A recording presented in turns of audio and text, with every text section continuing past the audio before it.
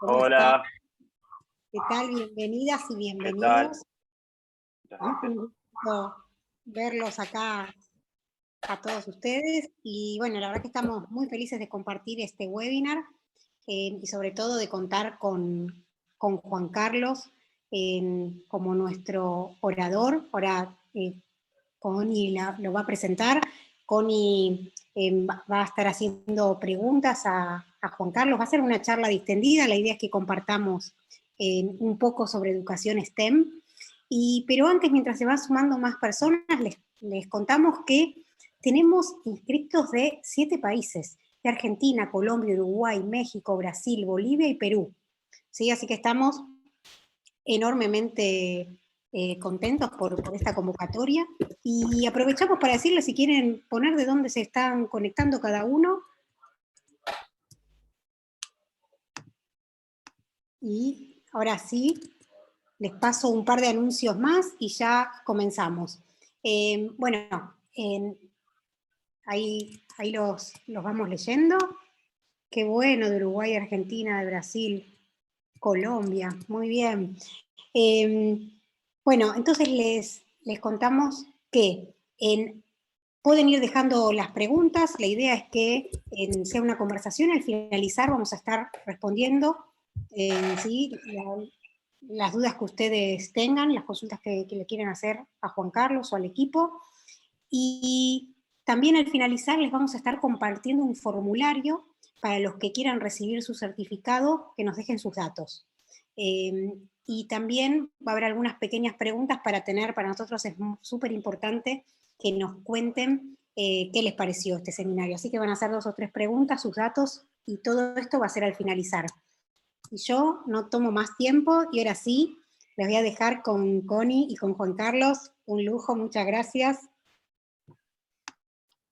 Ay, qué bueno. Bueno, realmente les damos las bienvenidas a todos y a todas, y esta es una charla de amigos. La verdad es que con Juan Carlos muchas veces tenemos estas charlas que también muchos de ustedes tienen, sé porque veo en el público muchas personas con las que venimos conociéndonos y trabajando hace mucho tiempo, y eso es una emoción enorme. Ahí veo el equipo del Aula Extra, por ejemplo, bienvenidos, y también la gente de Uruguay y de Argentina, que ya está haciendo, digamos, un trabajo enorme en educación STEM, así que bueno, es un lujo tenerlos ahí. Y bueno, para los que no nos conocen, mi nombre es Constanza Solina, hace más de 20 años que trabajo en el campo de la educación de adultos, pero hace unos 10 años que estoy digamos, en formación, sobre todo con mucho foco en educadores y educación STEM, que es un campo que me apasiona, y le doy la bienvenida a Juan Carlos, que es un colega y amigo mexicano, que tiene más de 20 años de experiencia en educación también STEM y trabajando en organizaciones muy, muy importantes como Innovec, FUMEC.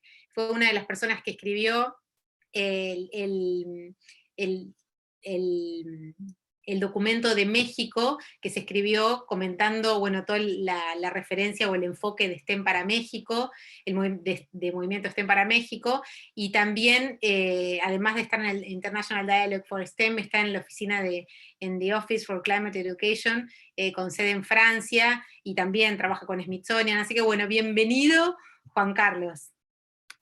Al contrario, Connie, muchísimas gracias por la invitación, y es para mí un honor saludarles desde México a todas, a todos ustedes, que nos une en Latinoamérica, pues primeramente una lengua con la cual podemos comunicarnos y conversar, pero también que nos une pues una gran historia y una tradición cultural de enorme valor en cada uno de nuestros países, y tender puentes desde México hasta la Patagonia, y pasando desde luego por Brasil y por nuestros colegas que nos acompañan desde allá, desde Brasil, pues es un gran privilegio. Realmente creo que si algo debemos celebrar y si algo bueno nos dejó la pandemia, pues es que hemos aprendido a comunicarnos ahora a través de estas vías que, si bien pues resultan a veces un tanto frías, un tanto despersonalizadas, pues también nos permite entablar este tipo de diálogos, y yo estoy feliz esta tarde de poder comunicarme con ustedes y pues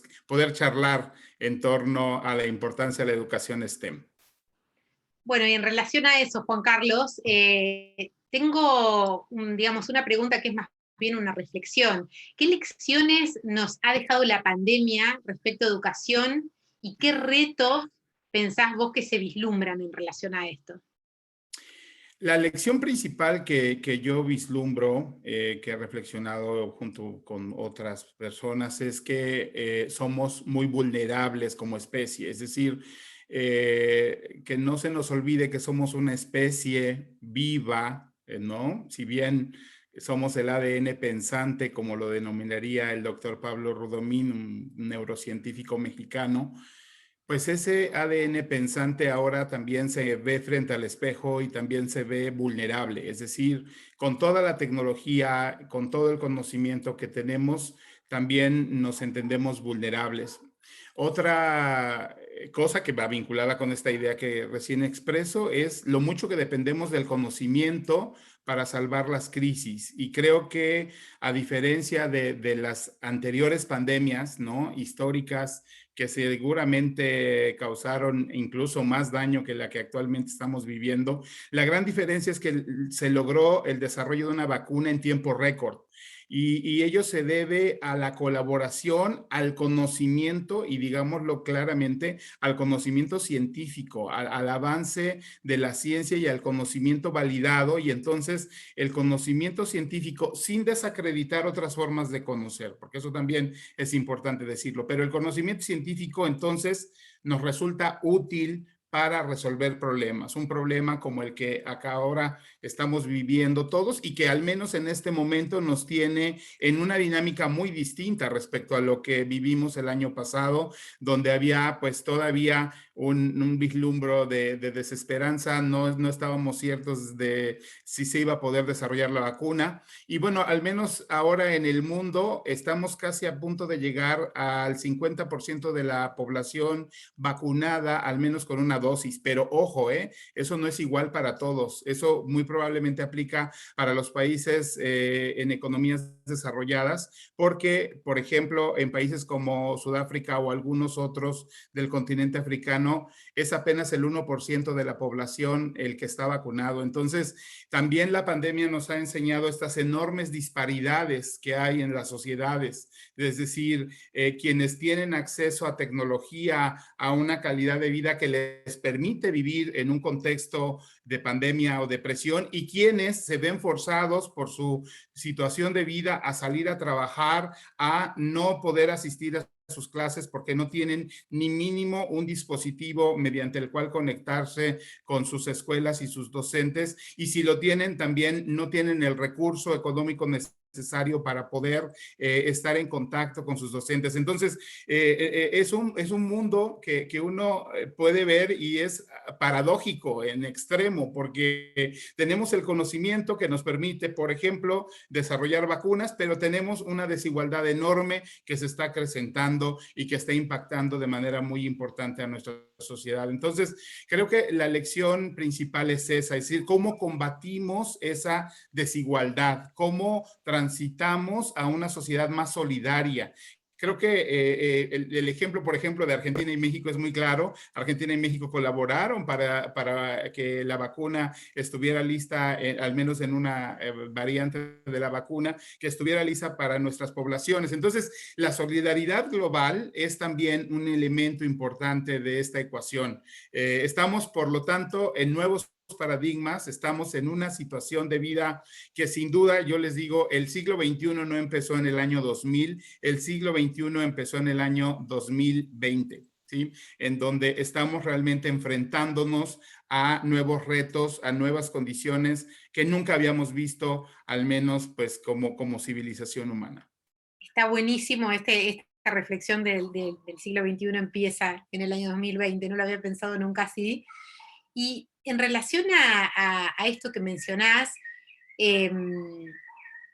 creo que, digamos, acá la educación STEM, y acá veo muchos educadores STEM o personas que se están formando en ese camino, entendiendo que es una enorme responsabilidad para nosotros prepararnos y ejercitarnos y que no es algo de un día para el otro, pero ¿cuál es el rol de la educación STEM? Y por ahí podrías dar un pequeño contexto de qué es la educación STEM para quienes están empezando a transitar sus primeros pasos y entendiendo que tenemos un público de gente que ya está trabajando en esto hace mucho, como Yur o el equipo de Brasil.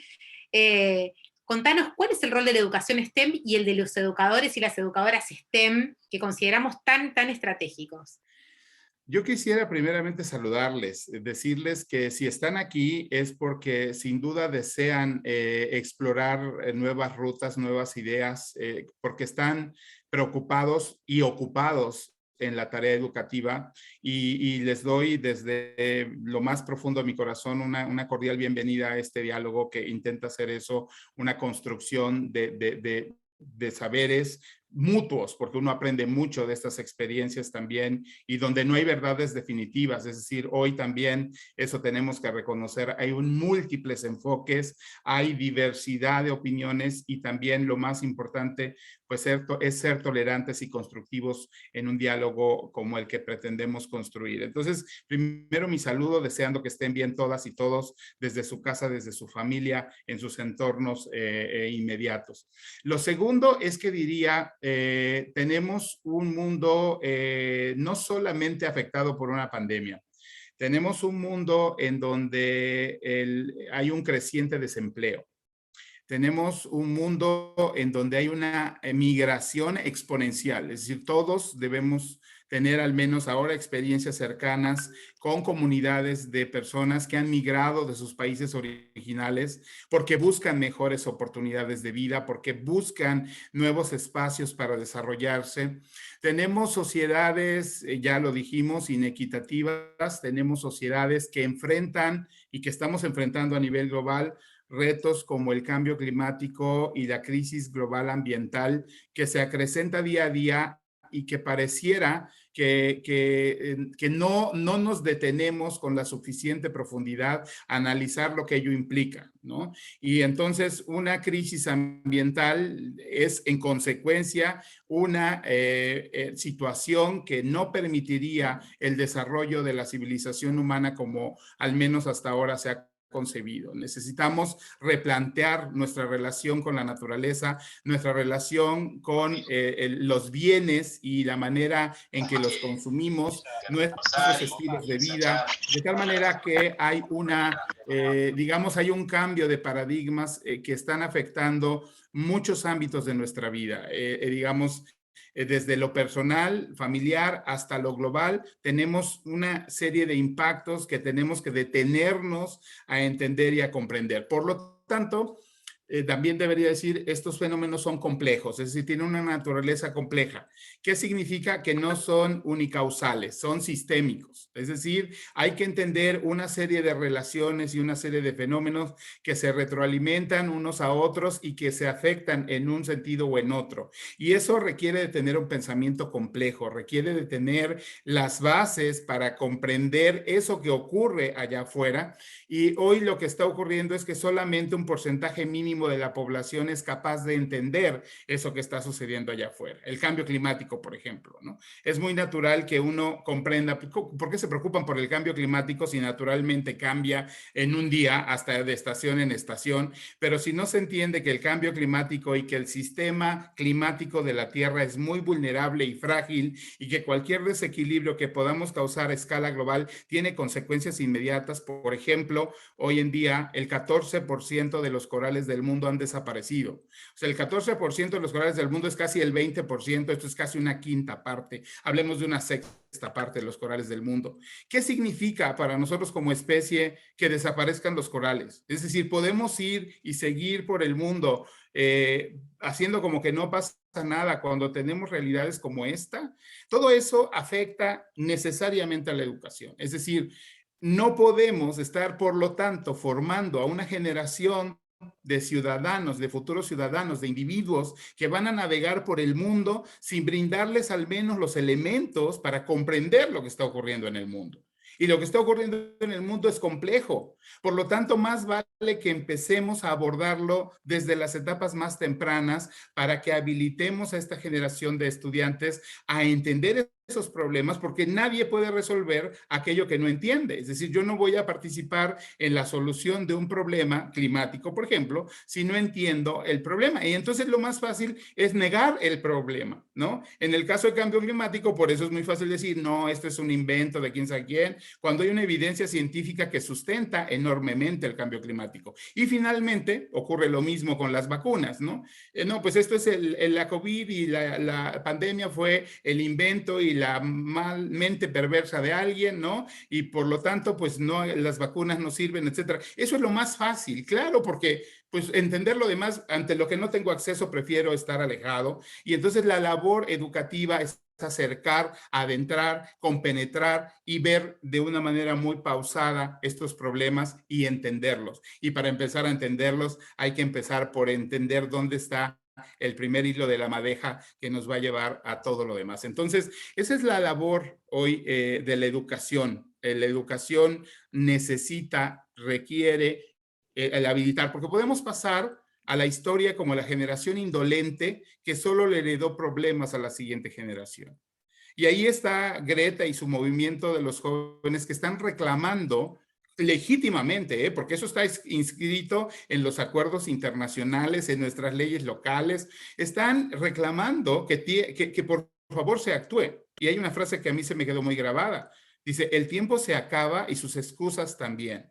Entonces, hay una demanda de los jóvenes, de los niños, que quieren realmente comprender y quieren que actuemos. Y en ese actuar, la educación no solo no puede estar ausente, es el centro de la respuesta. Qué interesante, porque, digamos, el panorama parece desesperanzador, pero yo que te conozco sé que tenemos una gran esperanza, por otro lado, de que esto cambie y del enorme, enorme rol fundamental que tienen los educadoras y los educadores que están conectados y los que nos ven y los que podamos llegar. Y en este sentido, digamos, y apuntando a lo esperanzador, me gustaría que reflexionemos sobre, ¿conocés casos de éxito, cosas que estén bien hechas en este sentido, entendiendo la complejidad del mundo y de lo que tenemos que hacer en términos de ayudar en el desarrollo de estos futuros agentes de cambio, ¿no? ¿Qué cosas bien se están haciendo, qué espacios se están construyendo, como para nosotros apuntar a eso, esperanzarnos y aprender, ¿no? Sí, lo primero que yo diría es que la educación naturalmente tiene que ser optimista y esperanzadora. Es decir, un educador que no tiene un espíritu optimista no sirve mucho para educar, porque justamente la educación digamos, el ámbito en donde podemos sembrar la esperanza, ¿no? En donde podemos decir, existe este problema, lo comprendo y como lo comprendo, lo puedo sobrepasar y puedo hacer que otros se beneficien de eso que yo estoy desarrollando, aprendiendo o haciendo. Y en esa labor yo quisiera, antes de pasar a los ejemplos concretos, yo diría, el espíritu humano por naturaleza es solidario. Por naturaleza es compartido, por naturaleza es dadivoso. Lo que aprendemos del egoísmo y de demás viene sembrado por este ideal del siglo XXI, donde pareciera que lo importante es que tengas dinero, lo importante es que tengas un prestigio, lo importante es que tengas millones de seguidores aunque no sepas ni quiénes son, lo importante, sí, estamos en una serie de principios que se sustentan en valores que no son tales, es decir, hoy estamos, y por eso tenemos que detenernos a reflexionar en ello. Digamos, ¿realmente me hace más feliz tener más cosas materiales? O sea, ¿qué es lo que realmente me hace feliz?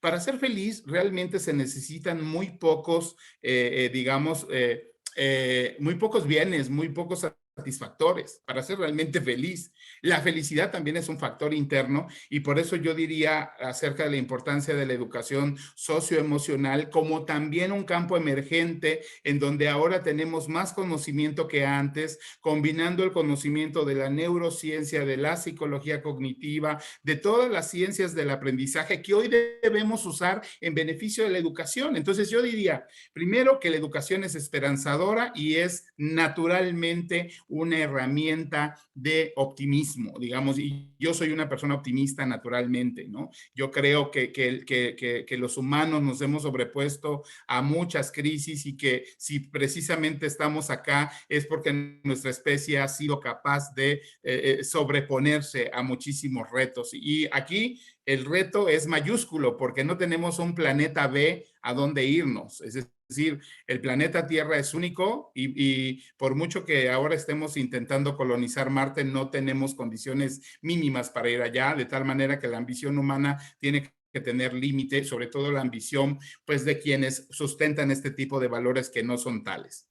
Lo otro que diría, hay una creciente sensibilidad en líderes globales respecto a este tema. Es decir, muchos líderes mundiales están reconociendo la importancia de actuar y la importancia de acompañar a la educación. Yo creo que esto es algo muy importante. La educación no es responsabilidad única de los educadores ni de los centros educativos.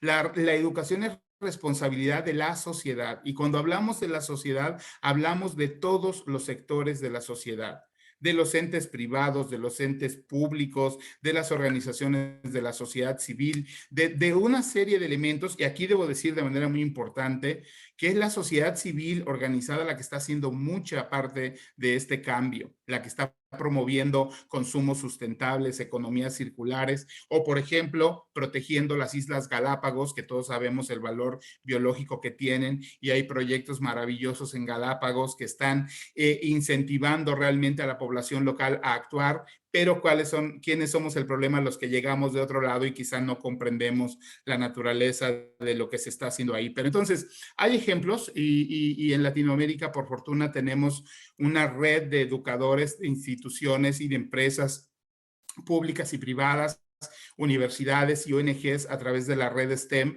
de la cual ustedes y yo formamos parte. Y creo que eso es un elemento esperanzador porque estamos compartiendo, porque estamos generando un mecanismo muy transversal, muy equitativo de entender qué rutas pueden ser útiles para seguir y cómo podemos resolver estos complejos problemas. Y lo que en el punto concreto yo diría es que hoy ser educador es una gran responsabilidad. Esta Carlos, idea ahí, la quiero... te quiero interrumpir para decirte algo porque estoy leyendo el chat y es Sí, verdad que el público es muy diverso y hay personas que ya vienen trabajando en educación STEM y saben lo que es educación STEM, pero correcto. hay gente que no sabe y me gustaría preguntarte, ¿cómo definirías vos la educación STEM? Porque estás mencionando muchas cosas que tienen que ver con educación STEM, pero estaría bueno dar una definición y por qué a veces hablamos de STEM y no tanto de STEAM, por ejemplo. Bueno, Claro. estaría bueno que... Yo diría que el enfoque STEM, así es como lo defino, la educación STEM o el enfoque STEM, es la integración del conocimiento científico, técnico, ambiental y social que requerimos para entender esos complejos problemas de los que hablábamos. Es decir, no una compartamentalización del conocimiento, sino más bien una estructura muy holística, muy multi e intradisciplinar de abordaje de ese conocimiento.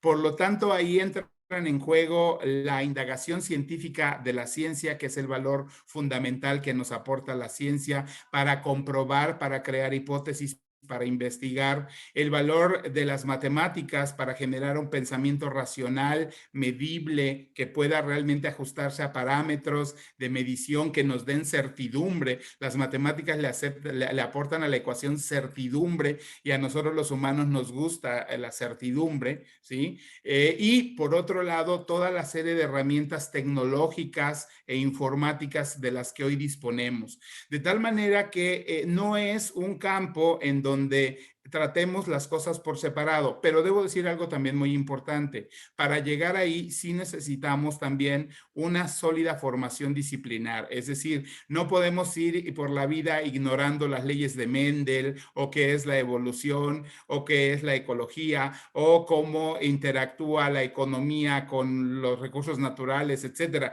Tenemos que tener un conocimiento que ese se da desde las disciplinas, pero está también la opción de tener salidas que ayudan a integrar todos esos enfoques y muy concretamente a resolver problemas concretos. O sea, si hay algo que busca STEM es resolver problemas, es hacer uso de nuestra creatividad y nuestra capacidad para colaborar con otros y resolver problemas. Entonces, ese enfoque es el enfoque STEM. ¿Y por qué se le dejó el origen, digamos, anglosajón al término? Porque se ha intentado cambiar, latinizar, adecuar, tropicalizar, y la verdad es que el término STEM es cada vez más popular, pero se refiere a este mismo enfoque. Entonces, eso es STEM. Y la segunda pregunta, perdón, ¿me la repites? Que no, te preguntaba que ¿por qué no le decimos STEAM? Porque viste que eso es una discusión que también hemos tenido y está bueno, digamos, que lo aclaremos un poco. Sí, bueno, hay quien prefiere ponerle STEAM con A o agregarle algunas otras letras, como la H del humanismo. En particular, yo me pronuncio por mantener esta interacción STEM sin demeritar, desde luego, que el arte, que la creatividad necesariamente tienen que estar presentes. Es decir, necesitamos crear nuevas cosas, y para crear nuevas cosas, nuevas ideas, nuevas rutas, tenemos que estar abiertos a la creatividad, y ahí está en estas disciplinas la creatividad. Pero también me parece que pudiéramos expresar, y para a mí honestamente me parece una falta de respeto decir que solo porque incluimos la A en la ecuación ya estamos haciendo arte, cuando sabemos que el arte requiere, pues todos sabemos de las bellas artes, ¿no? Las bellas artes requieren de una disciplina férrea, requieren de una serie de principios para que realmente sea arte. Digamos, todo es arte, pero al final el arte tiene un campo de desarrollo enormemente creativo y útil, y no significa por eso que no esté presente en la ecuación. La ciencia es creativa, la matemática es creativa, la tecnología es creativa, es decir, todos esos elementos se requieren para hacer STEM, pero yo, al menos personalmente, prefiero adherirme sin la A de artes, no porque no considere importante el tema de la creatividad, sino porque creo que las artes son un campo de desarrollo humano que tiene su belleza, su naturaleza por aparte. Y ni hablar del pensamiento de diseño, que dentro de STEM nos da un margen de acción espectacular y de creatividad. El conocimiento en sí, aunque sea riguroso, la verdad que tiene un potencial, y todos ustedes como educadores, todos nosotros los que somos apasionados por la educación, creo que también sabemos lo importante de pensar y de buscar soluciones más allá de lo que tengamos a mano, así que deben haber un montón de alternativas. Pero escuchándote, parece como un poco abrumador, porque es tanto y es mucho, es complejo, y vos hablas de lo disciplinar. Entonces, entendiendo, digamos, que nuestro rol es también acercar STEM, y en un punto, digamos, que nosotros estamos convencidos y que también hemos visto que se puede, digamos, ¿qué mensaje le queremos dar a los educadores y a las educadoras como para que se animen, como para que sigan en este camino y como para que sientan que realmente pueden? ¿Por dónde empezar? ¿Qué cosas buenas tenemos para decir en relación a esto? Todos aprendemos matemáticas sumando 2 más 2, ¿no es así? Es decir, todos aprendemos en la primaria básica lo que es un número, la adición, la sustracción, después la división, después, es decir, todo es gradual. No podemos abordarlo todo de bocajarro, como decimos en México, o de un solo jalón. Tenemos que empezar, y esto es gradual y progresivo.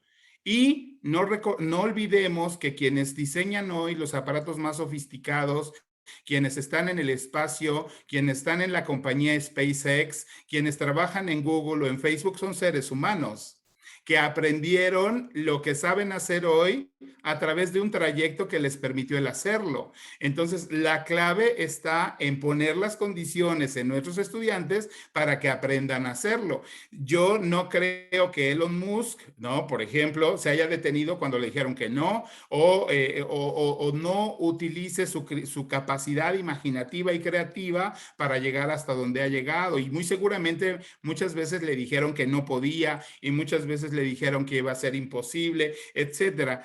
Ahora tenemos que creer que los humanos somos capaces de cosas maravillosas y eso es lo que tenemos que sembrar, esa es la esperanza que se tiene que sembrar en los estudiantes. Por lo tanto, no nos abrumemos con lo disciplinar, porque por supuesto yo no voy a enseñarle a un niño de sexto grado cálculo diferencial e integral. Llegará un momento en el que él, con su proceso de maduración, con lo que va aprendiendo de manera sistemática pero consistente, será capaz de hacerlo. Y se los dice alguien que en la secundaria reprobó matemáticas porque pues no era yo bueno para las matemáticas a los ojos de mi profesor de secundaria. Pero resulta que mi profesora de bachillerato dijo, no, a ver, tú vas a necesitar matemáticas, porque yo ya sabía que quería hacer ciencias, entonces tienes que saber matemáticas, y ella confió en mí, entró desde una diferente puerta, me dio los elementos, la seguridad, de tal modo que cuando yo en la universidad estaba haciendo cálculo diferencial, yo me sentía un ser soñado, por supuesto, porque además uno piensa que es tonto porque no puede abordar esos contenidos. No, nadie es tonto.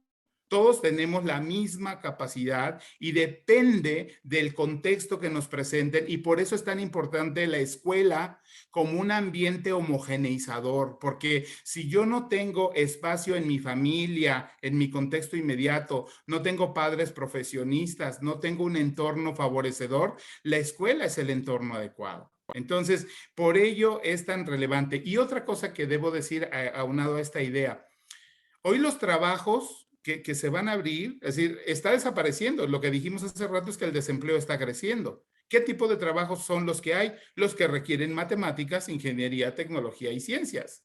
Por lo tanto, es menester, oportuno, pertinente, empezar a trabajar con nuestros estudiantes desde lo más básico. Es decir, desde lo más básico. Y para ello es muy importante también que los docentes reconozcamos que lo que hemos venido haciendo probablemente ya no es pertinente, que tenemos que transitar a metodologías más motivadoras, más apropiadas, más enganchadoras, digámoslo así, que permitan a los estudiantes realmente darse cuenta que pueden y que iniciemos. Pero eso es un proceso, es un trayecto formativo en el cual hoy está la invitación abierta para que todos nos sumemos. Es decir, nadie dice, hay un dicho en México que dice, nadie nace sabiendo. Entonces, es cierto, nadie nace sabiendo, todo lo aprendemos, ¿no? Lo aprendemos en el camino.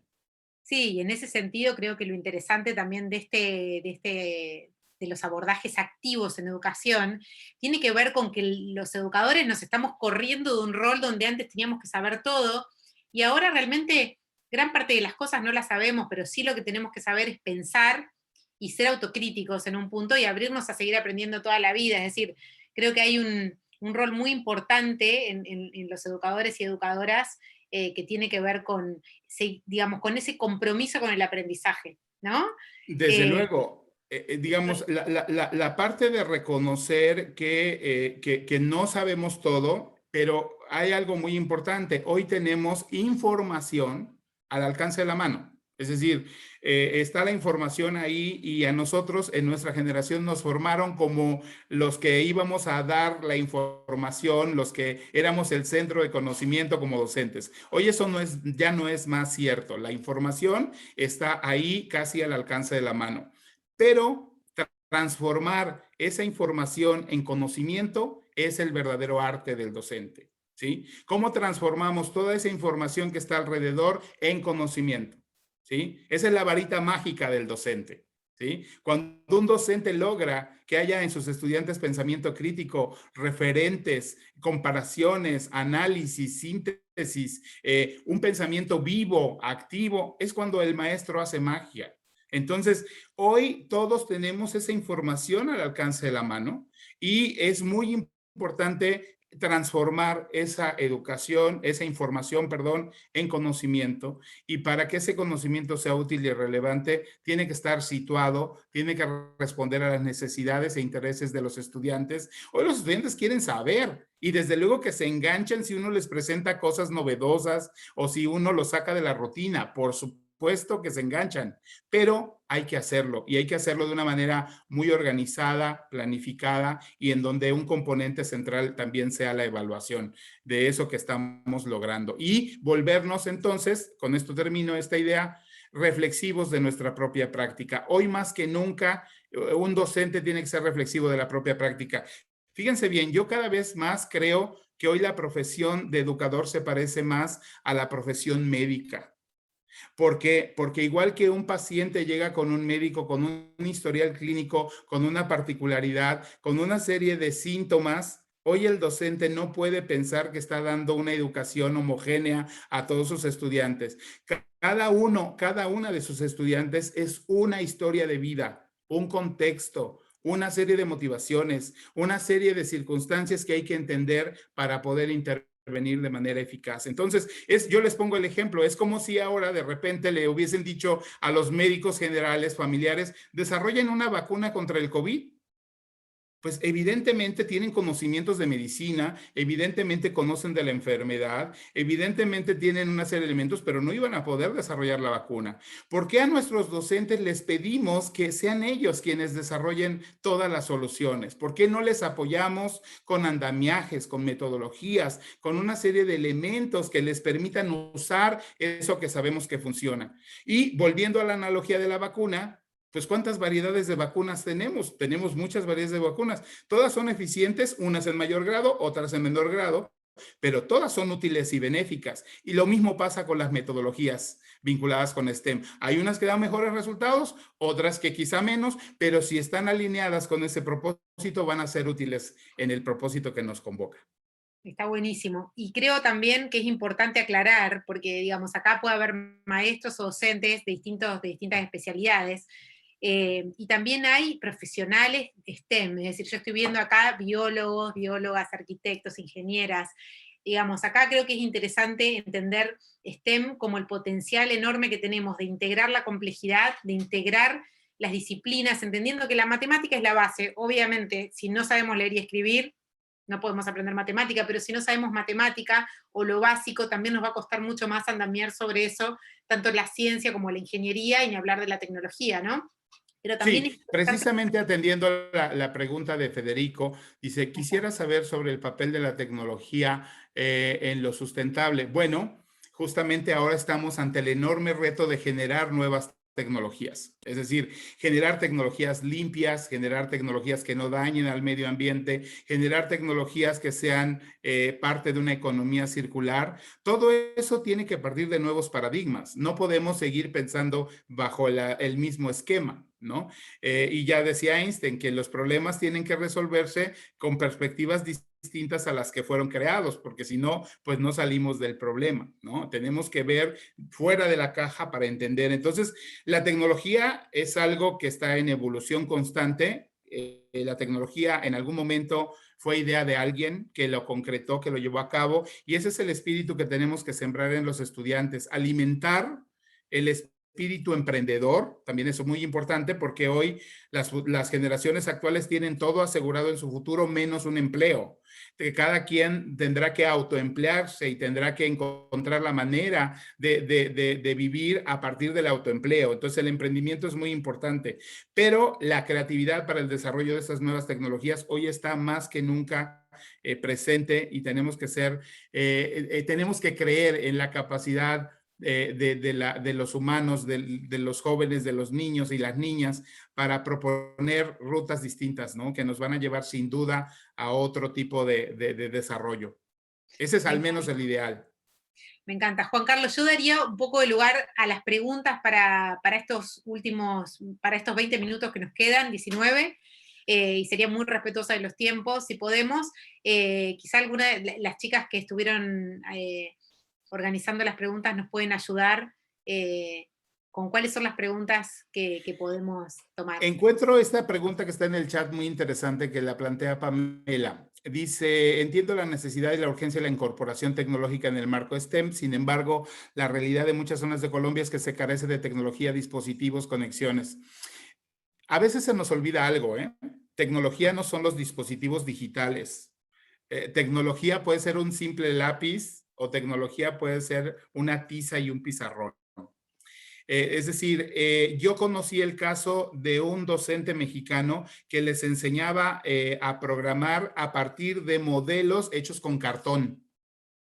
y hacía el CPU de su computadora, el teclado de cartón, y les enseñaba a los niños a teclear en un teclado de cartón para entender cómo funcionaba la programación y qué era el CPU y qué era la pantalla y qué era un byte y qué era una serie de elementos de programación. Y lo hacía con elementos de su entorno. ¿Qué es lo importante? Es no detenernos. Yo les decía, claro, todos desearíamos, porque pues eso es la realidad de la educación, y acabamos de entrevistar a una serie de docentes acá en Veracruz que están haciendo, digamos, uso de mucha creatividad para salvar este tema tecnológico, pero creo que ante todo está la voluntad por hacerlo, la creatividad por ver cómo soluciono las condiciones que tienen mis estudiantes para acercarlos lo más posible a la tecnología. Entonces, puede ser a través de animaciones, puede ser a través de videos, puede ser a través de simulaciones de modelos, como el propio de cartón que yo decía, y lo importante es generar esa motivación por entender que todo tiene una lógica y que todo fue en algún momento inventado, ideado por alguien, ¿no? Me encanta. Y acá lo que estoy pensando también es el enorme potencial que tenemos los educadores, sobre todo los educadores que están y educadoras que están presentes aquí, en compartir lo que sabemos. Es decir, cuando hablamos del conocimiento y de la importancia de aprender toda la vida, que es una enorme responsabilidad, ¿no?, para nosotros, también creo que la educación STEM implica armar red. Es decir, ¿cuánto sabes vos? ¿Cuánto sé yo? ¿Cuánto podés generosamente compartirme de tus prácticas? Y en este sentido, digamos, ahí Juan Carlos, vuelvo un poco a la experiencia que vos podés llegar a tener, porque lo que siento es que en Latinoamérica estamos muy lejos, que nos falta, pero quizá miramos mucho al norte o a los países desarrollados y nos olvidamos del potencial que tenemos, o quizá de cosas que podamos, digamos, hacer sin tanto, digamos, sin invertir tanto más de lo que tenemos. Quizá, ¿por dónde conviene empezar? ¿Por hacer estándares? ¿Por empezar ya en mi práctica pública mañana? No importa si es en la escuela, en un programa no formal. Acá hay también educadores no formales y eso me parece espectacular entre el público. ¿Por dónde empezamos y qué mensaje le damos a los educadores en este sentido? ¿Armar red y qué más?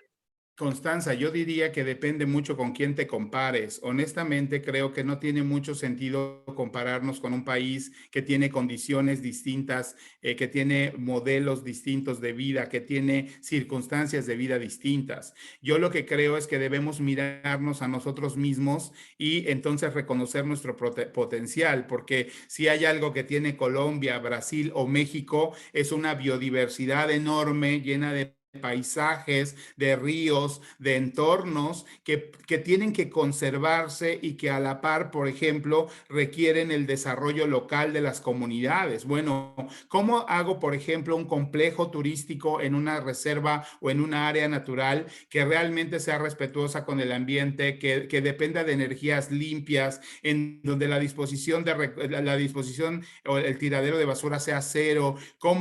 Esa es la invitación, es decir, yo no voy a voltear a un modelo que está muy lejos de mí porque legítimamente, es como yo, tengo un coche muy modesto, dicho sea de paso, porque necesito transportarme, ¿no? Pero yo, y si me la viviera pensando, y si tuviera un BMW y un Mercedes, y entonces me frustro porque no lo puedo tener, pero a la vez no uso el coche que tengo, y entonces, digamos, esto tiene que ver con lo que tienes y hacer con lo que tienes, y aquí algo muy importante, quiero ser enfático en esta idea: los saberes ancestrales de nuestras culturas, es decir, el cómo hemos podido los países latinoamericanos, digamos, no tiene que ser nuestro modelo de desarrollo expectativo respecto a los países desarrollados, ¿no? Justamente la crisis en la que estamos nos demuestra que ese no fue el camino correcto. Tenemos que detenernos otra vez y ver que lo que tenemos hoy en día, lo que se ha preservado, lo que existe en términos de nuestra cultura, de nuestra tradición, de nuestros recursos naturales, tiene que ser protegido y valorado, y ahí hay enormes oportunidades, de tal manera que no solo la solución es tecnológica, la solución también es de vivir bajo paradigmas y bajo referentes distintos, utilizando lo que tenemos ahí a la mano. Y reconociendo esto que decía yo al principio, que ciertamente La educación tiene que buscar el bienestar del individuo. Ese es el fin de la educación. Es decir, la educación que es útil y sirve es para que un individuo viva en la vida bien, con los satisfactores que necesita y tiene, y sea una persona feliz. Cuando vemos, por ejemplo, a las comunidades de migrantes, a los hermanos que están yendo de un país a otro, buscando una oportunidad para desarrollarse, también nos damos cuenta que se les negó la oportunidad de crear, de construir, de explorar en sus entornos qué oportunidades tenían. Y claro, muchos huyen por violencia y ahí pues no hay ni para dónde hacerse, pero muchos otros también huyen porque no encuentran oportunidades sin darse cuenta que la oportunidad la pueden tener ahí alrededor de donde viven, pero simplemente es mirar el entorno desde una perspectiva distinta. Y STEM está también para eso, para ver de manera distinta, porque solo se puede ver de manera distinta si se tiene, digamos, conocimiento para hacerlo. No podemos mirar simplemente sin entender. Ahí la colega colombiana dejó sus datos, muchísimas gracias. Nosotros, digamos, desde STEM vamos a promover, estamos promoviendo ya iniciativas para integrar una red, pero seguramente van a tener novedades de proyectos que tenemos para eso, que nos parece clave en este sentido. Y también hay otro tema que me parece interesante, cuando hablamos de modernidad y lo ancestral, y Marte y Elon Musk parece que no van en la misma línea y realmente hay una integración tan fuerte, que es el desafío del futuro y del presente. Yo creo que, y estoy absolutamente convencida de que, lo decíamos en algún momento también con las chicas, con Juan Carlos, o sea, los educadores y las educadoras son como los programadores Python del siglo XXI y en adelante, es decir, el gran desafío es formarse ustedes para formar a la próxima generación de agentes de cambio, y eso sin dudas, y aparte en un entorno donde para el 2050 el 75% de los trabajos van a ser STEM. Entonces, fíjense si no hay una responsabilidad enorme de formarnos, de armar red. ¿De qué más, Juan Carlos? ¿Qué más se te ocurre que podemos estar mirando para preparar? Yo diría que necesitamos una educación que necesariamente tiene que ser intercultural, es decir, entendernos y comprendernos desde lo intercultural. Hoy es crucial saber que hay otras formas de sentir, de pensar, de conocer, y ser muy respetuosos y tolerantes a esas formas es crucial para la convivencia. También que tiene que ser interinstitucional. Hoy la escuela tiene que estar abierta. Los docentes tenemos que estar abiertos a otras experiencias, abiertos a los padres de familia, abiertos a otras formas de pensar, porque si no, lo que estamos generando es una forma de pensar muy limitada que va a tener tarde que temprano enfrentarse con otras formas de ser y sentir, y tenemos que ser muy resilientes y respetuosos también de otras formas de ser y percibir. Y necesariamente tendrá que ser interdisciplinar, es decir, la barrera hoy entre las ciencias y las humanidades no existe más. Hoy podemos hablar de un problema social, pero también ver qué ciencia hay detrás de lo social. Podemos ver un problema ambiental desde su variante científica, desde la biología, pero también desde la economía y también desde la sociología, e ir generando estas capacidades, y sobre todo y de manera muy importante en las niñas, porque a nivel global ciertamente las mujeres tienen pocas oportunidades de desarrollarse en estos campos. Tan solo 37 de cada 100 investigadores a nivel mundial son mujeres, y entonces cuando nos damos cuenta de lo que aportan las mujeres y todo el talento que se está desperdiciando, nos damos cuenta que al final es la sociedad quien se pierde de incorporar ese talento y ese liderazgo y esa visión que tienen las mujeres hoy en día. Entonces, es mirar de manera distinta, y yo diría, en el centro debe estar la solidaridad humana, debe estar la confianza, y, bueno, lo resumo en una palabra: humanismo. Es decir, el que me importe qué va a pasar con los otros, el que me importe qué está sucediendo con los otros, y el que sea sensible a esas realidades desde muy diversas perspectivas. Es decir, la educación del siglo XXI tendrá que ser humanista, científica también, ciertamente, pero humanista en su más estricto sentido. Entonces, por ejemplo, cuando el Papa lanza el Laudato Si, nuestra casa común, cuando el Dalai Lama habla de la necesidad de la comprensión humana, de la compasión humana como elemento crítico del siglo XXI, y cuando vemos a líderes tendiendo puentes en lugar de barreras, es cuando tenemos que confiar que, digamos, necesitamos ser optimistas y constructivos en esta perspectiva. Es decir, otra vez la palabra optimismo y otra vez la confianza en lo humano como capacidad única de nuestra especie, ¿no? Me parece espectacular y ahí estoy viendo comentarios muy diversos que tienen que ver con, bueno, contar algunas experiencias, si hay material para compartir, el tema de la inclusión de los ODS y también del tema de educación sexual integral, que sobre todo acá en la región del sur está como muy en boga. Y acá me parece importante, Juan Carlos, que cuentes un poco el proyecto de la certificación, que creo que puede ser una buena noticia para los educadores y educadoras que están en esta Claro, sala. empezaría diciendo antes que reconociendo que tenemos que empezar en un punto, digamos, se requiere de un trayecto formativo donde todos cabemos y donde no requiere ser, yo les decía ayer en una conversación informal, STEM no es para doctores en ciencia, o sea, STEM es para cualquier ciudadano. Nos han vendido la idea de que la ciencia y la tecnología y todos los desarrollos, digamos, basados en tecnología son como para gente que tiene dos cerebros o para gente que tiene cualidades o capacidades muy desarrolladas. No es cierto. Todos empezamos, vuelvo a insistir, en algún punto y por lo tanto es muy importante que más tarde que temprano nos empecemos a meter al detalle de las cosas.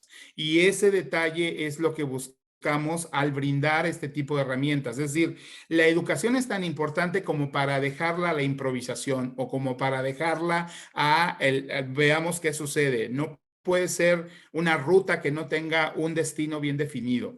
Y para tener ese destino bien definido, tiene que tener un trayecto formativo muy específico. Y por lo tanto, es acercar a todas y todos ustedes, sin importar el nivel educativo que tengan, la experiencia o la capacidad, son educadores y desde ahí nos interesa su participación. Entonces, es ir construyendo de manera gradual esas competencias, esas capacidades que tienen que estar en los docentes para luego ser transferidas a los estudiantes. Y desde ahí es que nos hemos preocupado por allanarnos de la información de punta, de vanguardia, de las reflexiones globales, de todos los documentos que hoy están dispersos y que a lo mejor uno no puede leer de bote pronto todos juntos o que requiere una interpretación de un especialista, etcétera. Pues eso es lo que estamos intentando generar a través de XTEM con esta certificación, es acercarnos a este mundo de un modo muy amigable, de un modo en donde podemos reconocer que pese a las limitaciones que podamos tener y que todos tenemos, podemos generar un trayecto formativo que será de mucho provecho, desde luego en primer término para nuestros alumnos, pero en segundo término para la sociedad. Yo estoy convencido de ello. Y bueno, me piden aquí experiencias muy concretas. La verdad es que he sido muy afortunado porque he trabajado en campo con docentes tan variados y de tantos lugares, pero yo encuentro una palabra que es clave. Yo distingo entre ser un maestro o profesor y ser un buen maestro o un buen profesor, ¿no? Pues a lo mejor todos somos profesores y todos podemos enseñar, pero ¿qué nos distingue de ser buenos profesores? Sí, distingue esa diferencia la capacidad que tengamos de motivar, de crear, de construir.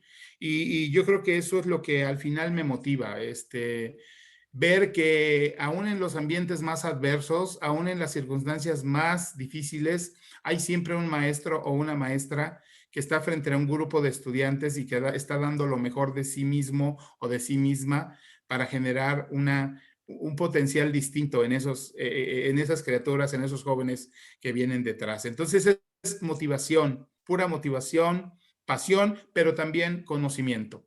Conocimiento, no podemos irnos sin esa lección.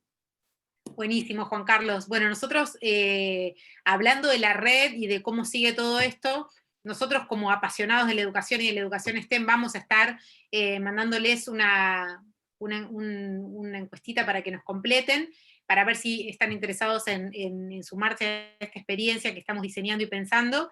Le estamos pensando desde una, digamos, apertura y desde lo que sabemos, es decir, entendiendo que venimos y que aportamos cada uno de lo que sabe, desde la educación, desde las ciencias, desde la tecnología, desde la ingeniería y desde la enorme pasión y la motivación por hacer de este mundo un mundo más justo, más inclusivo, y que nos aproxime más a los objetivos de desarrollo sostenible. Así que bueno, Juan Carlos, te agradezco enormemente esta hermosa charla, y gracias a todos por haberse quedado ahí hasta el final. Estoy muy emocionada, y bueno, realmente espero que sigamos encontrándonos, sigamos generando estos espacios de aprendizaje y de diálogo, y me gustaría escucharlos. Así que bueno, les vamos a mandar una encuestita para saber más de ustedes. Sí, yo me despido solamente saludándoles, diciendo que esto fue, sí, la intención de este conversatorio era justamente pues intercambiar opiniones, ideas, pero esperemos que este sea un ejercicio cotidiano que a todos nos alimente, y bueno, desde luego todas y todos bienvenidos a la construcción de ese diálogo. Nadie tiene todavía la respuesta a estas enormes incertidumbres que a todos nos aquejan, pero sí podemos vislumbrar que una ruta necesariamente es STEM. No podemos sacar a STEM y la visión STEM de eso que queremos lograr en el futuro como sociedades humanas. Y bueno, me ha hecho muy feliz estar esta tarde con ustedes y compartir, ver las caras conocidas de tantos amigos, y también quedar a disposición de quienes no han tenido antes la oportunidad de que interactuemos. Pero muchas gracias por la invitación, y pues seguimos en contacto. Seguimos en contacto. Muchas gracias. Que tengan buena tarde. Hasta pronto. Muchas Gracias, Juan Carlos. Muchas gracias. Hasta pronto. gracias.